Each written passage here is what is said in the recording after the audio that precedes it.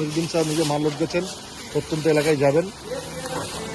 তারা মানুষের কিছু মানুষের ক্ষোভ আছে, বলছেন যে হ্যাঁ সব জায়গায় পৌঁছানো যাচ্ছে না, ভিডিও না। পাঁশকুড়া এখনো পর্যন্ত বন্যা কবলিত অবস্থার অধীন।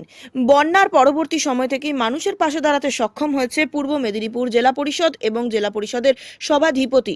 পূর্ব মেদিনীপুর জেলা পরিষদের পক্ষ থেকে বিগত দিনগুলির মতন আজ পাঁশকুড়ার গোবিন্দপুর ও তার পাশাপাশি জলপ্লাবিত অঞ্চলগুলিতে 3000 ত্রাণ বাড়ি বাড়ি পৌঁছে দিতে উদ্যোগী হলেন পূর্ব মেদিনীপুর জেলা পরিষদের সভাধিপতি তথা পটাশপুর বিধানসভা কেন্দ্রের বিধায়ক উত্তম বারিক। সঙ্গে উপস্থিত ছিলেন জেলা পরিষদের পূর্ত কর্মাধ্যক্ষ মানব পড়ুয়া। এছাড়াও সঙ্গে ছিলেন অন্যান্য কর্মাধ্যক্ষ এবং সদস্যগণ।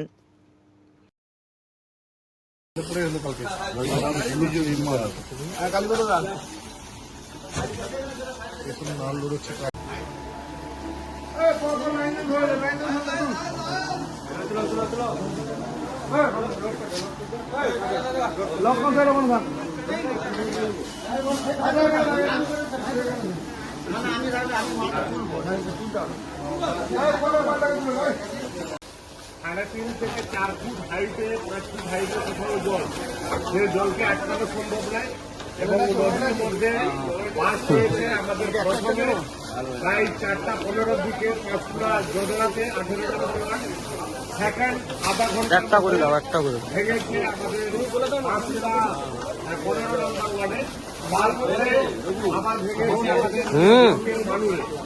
এই যে গোবিন্দপুর এই যে সেটাই তো বলছি।